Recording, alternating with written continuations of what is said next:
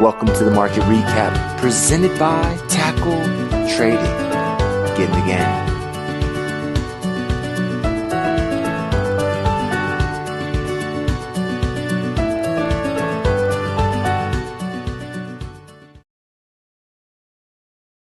Good afternoon, Tackle Traders, and hello, YouTube. This is Frank coming to you with the market recap for Friday, October 12th. I think the market's just glad the week is over. It wasn't much, but it was something today. And I think traders were just kind of exhausted by the last couple of days. We do have a ton of earnings coming out next week. Too many for me to rattle off the top of my head. There are over 50 S&P 500 companies coming out with earnings next week. So as always, I would just like to take a moment to remind you to make sure you are checking that earnings calendar. You're on top of that for any current or future trades. You know, if you're holding through earnings, that's your business, but be aware that that's what you are doing. With that, let's get right into it. We were able to, it's not much, but after the last couple of days of selling, I think the bulls will take just about anything. We were able to close on the right side of the 200-day moving average on the S&P, NASDAQ, and the Dow Jones today. Another volatile day of trading, as volatility isn't just going to disappear overnight, most likely, right? A lot of back and forth today, but ultimately our major indexes, Russell not included, of course, we're able to climb back and end the day on the right side of that 200-day moving average. It's a little bit, right? It's not the strongest bullish signal we're ever going to see, but it is something.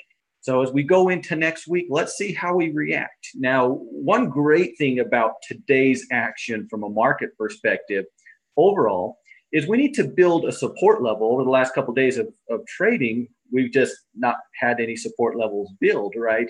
So even if we're looking at potential bearish opportunities, maybe we get a retracement, but if we're going to keep falling, well, now we can start to build that little intraday floor. You know, again, it's only a couple of days now that we're seeing it, but it has to start somewhere. So if we break these lows that we're kind of setting up, that would be another bearish signal. So while I'm not necessarily saying that's going to happen, it's always helpful when our charts do that, at least for me. So, nothing's really going to change dramatically overnight, of course, in the market. But we did see some fighting back in that general ballpark range of the 200-day moving average. That makes sense. And, it at least alleviates a little bit of the fear for the time being. As we look at the Russell, however, it was very indecisive, very back and forthy over there too. But it's got a long ways to go to test its 200-day moving average. That's not happening anytime soon, most likely. So it overall, at least for my money, is certainly the most bearish of the indexes. I think I'd put a bullish grade on any of them. But, I do feel a little bit better about the way things look today as opposed to yesterday from a technical perspective, at least. As we move into our sectors, we continue just to kind of hang around over in the material sector. Again, we're very extended to the downside. Tried to get running a little bit, but that just, it was not going to be one of those days. One of those days where it tried to cheat with the futures. And I know it's not really cheating, but I call it that when, in the futures market, it gaps up, overnight. Hey, let's close up on the day that way. And people just weren't getting on board. And as we look at the material sector, it certainly materializes here as well. Overall, this continues to be, in my opinion, a very bearish place to be right now. It will take a while for me to be looking at materials as a sector through bullish eyes. At least, it's got to start doing something because it's ugly, right? It's ugly. Energy, interestingly enough, kind of held its own at that support level, didn't take off, didn't go crazy, came in off of the intraday low. So, the intraday lows of the day were pretty close to those low points from about a month ago. We did see buyers come in off of that support level, saw some upward movement, didn't take off, but to me, that's a good thing. I could see myself being interested in energy next week from a bullish perspective. We didn't get that candle that we need to say you're jumping in, at least I'm jumping in on Monday morning, but the support has held. We are overall very sideways. We've seen little breaks one way or the other, but within the larger context, we are certainly in a sideways trend, and we're at the bottom of that range right now over in the energy sector. So that's something I will be keeping an eye on. as we move into the week. And on the flip side, beautiful thing about being at a support level like this, if it doesn't give me any buy signals, whatever, it might end up giving me sell signals through the breaking of that support. So I love when things are at support or resistance because, well, I may not do anything, but I have the option to potentially buy off of the bounce or sell off of resistance or play into the break if that's the way it plays out. So I will be keeping an eye on that going into next week. Financials, again, much like materials, very bearish. We are at a support level that is a fairly important support level in my personal opinion. We got here in a very, very questionable manner. Bank earnings came in and weren't horrible today, but were not enough to really get the financials turned around. This, again, is going to be one of those areas for me it's going to have to prove itself. Whatever it does, if it takes off on Monday morning and has a great, first of the week, it's going to have to do it without me. If that's what it wants to do. Materials, I don't really have an opinion. I go back and forth on them personally. I still kind of like the sector intellectually, but it's really hard to love it technically right now.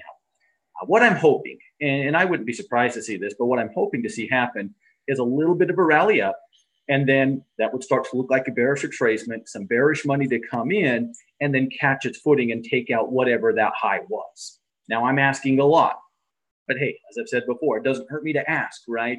If I were to see something like that, say it runs up into the mid 75s, Monday into Tuesday, sells off into Wednesday and Thursday, and then the following week it's taken out that hypothetical high we just created here, that could be an area that would intrigue me. That is a pattern I do like. So it's going to have to do a little bit to get me on board, but I am kind of interested still personally. Over in the technology sector, much like the NASDAQ, we were able to break back through that. Again, we kind of cheated because we gapped up on the open, but whatever, we were able to hold it. The close is, of course, very important. So we were able to close that 200-day moving average, which again is a bullish signal, not maybe the most bullish signal ever, but it's more bullish than not closing above it, right? I will continue to monitor. I mean, now one thing I really like, again, anytime we're seeing pattern new things develop, it's really important for me to understand clearly where it's not supposed to go. Now I know we're a ways away, but now I know it's not supposed to go below 68. If it does, and I'm not saying that new trades can't and won't develop between here and there, but if it does, I know that's yet another potential bearish entry. So if it tanks on Monday, if the market continues to sell off on Monday, if I see that break at 68 there, that could be a potential entry point. Whereas last couple of days, we've been so extended to the downside, we didn't have that, right? We can only basically do it off of the intraday, which when you're that extended, for me at least, is pretty uncomfortable. As we move into our staples, they really didn't do much today. A lot of things did better than staples, didn't continue to fall. Again, you can kind of see it's only 2 days, but we've kind of established that intraday low. Again, it's not the only entry from a bearish point of view that we can be looking for. It's just a potential one that we can be looking for. We've seen those floors. We looked at a lot of them in the metals market together. We've seen how they develop and what happens if and when they break. So when I see them developing, that's just another potential trading opportunity, right? So we'll continue to monitor that. Overall, this is a nasty chart, in my opinion, one of the ugliest, even though it's not one of the most extended to the downside, because we have that double top M break pattern. Love to see it kind of rally up early next week, work into that old support level, and give us the kiss goodbye for another potential bearish setup. But overall, I personally remain pretty bearish over in the staples sector right now. Some interesting development overall in the utilities. We did see a doji today, a lot of indecision. We know how strong it has been overall as of late. And we're seeing some interesting, potential bullish setups on some of the, utility stocks. At least I think we are right now. Not there yet, but we are overall on that kind of upward move. We know why we swung down at least partially off of that major resistance level. If we were to see some upward movement early next week, this could be an area that I would be open to taking another run at that resistance level. So again, we're not there just yet, but it's starting, to potentially develop. A little bit of an inside candle over in the healthcare sector. Certainly a sector that I'm continue to be overall bullish on, just not bullish this very second on. I'd like to see a little bit more, again, coming out of something so dramatic. It's not the end of the world or anything, but we've seen some dramatic selling this week, right? Certainly more than we've seen in quite some time. It's just going to take a little bit more, to get me to want to jump in. So, that's just me. And I might regret saying that, because this very could end, be the bottom on some of these things. And well, whoops, I should have jumped in, right? So, but I've said many times, we've got to be comfortable with what we're doing. We don't have to rush it. As we look over at the discretionary sector, looks very similar to the broad market, looks very similar to the technology sector in the fact that it was able to push back through that 200-day moving average on the open and hold it through the close. So again, a little bit bullish, not tremendous, but a little bit of a bullish signal. Real estate, can't really make the same case for it as it continues to struggle. Personally, again, one of these areas that I'm being cautious in some of these areas that maybe I would be bullish on, but certain areas, their charts are so ugly that I'd be bearish, even if the market wasn't, kind of throwing a temper tantrum right now. And I think real estate is one of those areas. Very weak. The chart was, struggling well before, this week's sell-off. Has done nothing, in my opinion, to warrant us to have any faith that it's ready to turn it around. So I do think, while we are, pretty, we're extended to the downside a little bit in the real estate sector, I think we still look at it from a bearish perspective. At least I know that's what I will be doing. And lastly, as we look at the communication, I forgot, that's the old name, the communication services sector, it continues to be very back and forth. Of course, it's got some of those, those names, the Netflixes and Facebook, things like that. So, it's got some volatile components to it, and no surprise that in a volatile market, some of those volatile components continue to be volatile. And I expect right now this is going to kind of continue to be, even amongst heightened volatility, one of those areas that might even be more volatile than the market. So I don't think we've seen any really thing that's changed. We have seen some upward movement. We're going to be able to kind of, as we work into next week, have potentially an opportunity to decide if we want to trade a bearish retracement or not. So it's probably not a bad idea as you're going through your watch list this weekend to be thinking both. What am I interested in doing if it, from a bullish point of view? If I see what I need to see within the market, within the sector to get in, what kind of things do I want to be looking for? And what kind of things am I open to on the bearish retracement side of things? So you're ready for either opportunity, whichever one comes your way. Just a quick, easy way to find things for, if you're looking at potential bullish opportunities, is to go into the FinViz scan and look for things that are above their 20 and or above the 20 and the 50-day moving average. There's not going to be a ton of stocks right now that are going to fit that criteria. As always, I start with the S&P 500 as my universe to look at. I'm not looking at every stock in the market, but you can kind of come in, take a look at, and see who's kind of held up, right, in the market, who could be interesting, what areas are they in. You can kind of see some things are pretty interesting. AutoZone, for example, O'Reilly, Advanced Auto Parts, some of those auto part retailers are really lined up for some interesting potential breakout opportunities. Now, they may not happen, they may not materialize, but they can be areas that, if the market does start moving up next week, instead of trying to, pick the bottom, if you will, maybe I'll trade into strength. Maybe that's how I will, trade bullish if that's the way it goes here as next week starts to develop. So just a pointer. It's pretty easy to find some potential, bearish retracements out there. They're all over the place. A little tougher to find some things that held up a little bit better in this market this week. So just one little tool that maybe if you're having a hard time finding some candidates for your watch list that maybe you would potentially be bullish on if things shook out the right way, maybe that can help you out there.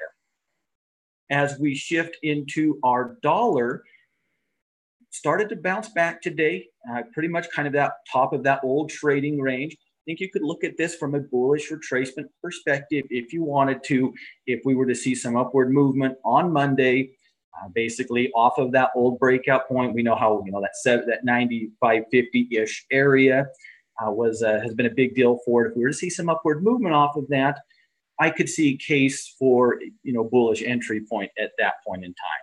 If we can we need to get above today's high at the bare minimum, in my opinion. But if we see that, that could be a potential bullish opportunity from at least a technical point of view over in the dollar. I really like how gold played out today. I was, yesterday, of course, we saw it finally break 1220, and that's great for anybody who buys as soon as that happens, but that's not all of us, right? That's probably not even most of us. It's not me. And so a lot of times when things break, a lot of times they just break and run, right? It wouldn't have shocked me at all if we would have seen gold up to 1240 today, just carrying on that breakout. But that's not how it happened. It actually hung around. It kept testing that 1220 on the intraday, which you can illustrate maybe best if you look at an hourly time frame. You can kind of see how it continued to hold up as it tested it multiple times throughout the day. It tested that breakout point multiple times on the intraday charts and continued to hold up. I think we can now we got 2 days of the close above the breakout point. I think we can look at this a couple of ways. For me, again, I'm going to be biased to the bullish side because I do think this is a pretty strong, shorter term bullish signal. We can either try to come in on the intraday at that 1220, 1221, come in low, right? And then set our stop loss a little bit below that, if the breakout fails, we get out, right? Or we can take maybe a more conservative approach and, hey, now that we've built those highs over the last couple of days, let's use that as our entry point. That's probably what I'd be more inclined to do. Let's break above that approximately 1230. We'd get that intraday breakout as well as that upward confirmation to give us maybe some faith that there's some room for it to run. And I think a third way, again, it's okay if we don't want to jump into this right now. Just kind of want to talk about ways that we can think about getting into these types of situations, not specifically gold on this one occasion necessarily, but we could also kind of look at coming in a little bit higher when we take out these highs right here. How much confirmation do we want to pay for individually, right? Do I want to, at best risk to reward, come in right now very close to 1220? Do I want to break these intraday highs over the last couple of days? Do I want to be a little more conservative and take out some little swing highs, from back in the day? Because back in the day, that was about a month of highs, right? And so while they don't look, tremendously, intimidating to me, if you think back to when we were looking at it in July, we saw it bump its head there over and over and over, right? So a lot of ways that we could look at that. Certainly, the more we see, the more bullish, I will be looking at it. But I do like the way we're looking over there. And I'm very happy when my breakouts don't run the next day, unless I'm in them, of course. So as we look at silver, looking very similar to where we were yesterday. We were able to close above that 50. We continue to trade within that same trading range. I'll say the same thing today that I said yesterday. I think you could make a case to buy silver here, working up in towards 15. I make the argument that while you could make the case there, I think the signal would be a break of 15. And I maintain that personally. That is the bullish signal that I would be looking for over on at the 15 mark. We did continue to pull back on our natural gas. Very excited about that. Very extended, has been on fire. I had a nice little pullback to close the week out. Remember what we're dealing with here. Just come to a quick hourly chart. We're dealing with that hourly breakout. And that thing screamed up the charts, right? I mean, we screamed up the charts to get to the breakout point. But then again, remember our high point this week, that was the top of that candlestick that we're looking at there, right? We were really, really cooking with natural gas. And it was, it's important that things take, an opportunity to pull back because, nothing can go straight up or straight down. Pretty bearish candle when we look at it on the weekly. What I would really like to see is it to pull back into that breakout point and get a signal at that point to move back in. We'll have to wait and see if we get that. I don't necessarily expect it to have to, get all the way to that breakout point. That would be my preference. But if it creates a higher low, we get a pivot, I could be open to that too. But it looks like at least as we move into the week, we're kind of in that retracement phase on natural gas. And then lastly, on crude oil, I think another interesting development, whereas, unlike, natural gas, it's in that pullback phase, but we started to see some buyers step back in today around that 72-ish area. And this does look an awful lot to me like a pullback opportunity. We need to see some upward movement. I think, conservatively, you want to see above 72 before, I'd want to jump in. I'm saying I'd jump in exactly at 72, but I'd want to take out today's high. We also, we've seen, how those round numbers can get, these, everything really, and oil here in particular. But I think we can continue some upward movement. I do think that creates a potential pullback opportunity for us. If you have been bullish on oil, I think you probably haven't seen anything to change your mind over the last couple of days. Maybe you thought it was not going to be as deep as a pullback. I didn't think it was going to be this deep of a pullback, but I'm wrong all the time.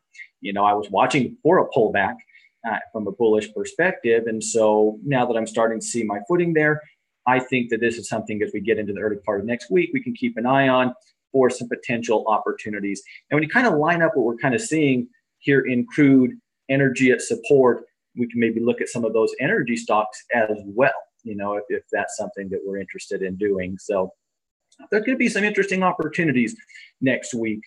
Nice to see the market kind of simmer down today. It really did. It just seemed like the market just wanted the day to end so it could relax for the weekend. And so we're going to have a ton of earnings coming out, and that can, have a dramatic impact on this market. So that's something we'll definitely keep an eye on together, here and, in all of our other shows here at Tackle Trading. So make sure you're on top of those, and we'll talk about them together. I have no doubt about that. With that, ladies and gentlemen, that will do it for the market recap today and for this week. Certainly, you can't say this was a boring week. There were a couple boring weeks in our time together. This was not one of them, right? There was action-packed, to say the least. But as always, it is certainly my pleasure, and I do appreciate everybody's time. If you haven't already, be sure to subscribe to the channel and hit that notification bell so you can be alerted to any new videos that we're doing over here. And be sure to follow us over at Tackle Trading on Twitter to keep up with some of the things that we're following throughout the course of the trading day. If you enjoyed the market recap, it is always helpful and appreciated if you do give it a thumbs up, just to let us know we're on the right track. With that, ladies and gentlemen, get out of here. Make sure you're applying your weekend routine, which of course includes spending quality time with your friends and family, going through your watch list, going through the scouting reports, and being prepared for Monday. So get out of here. Happy trading, and I will see you in the next one.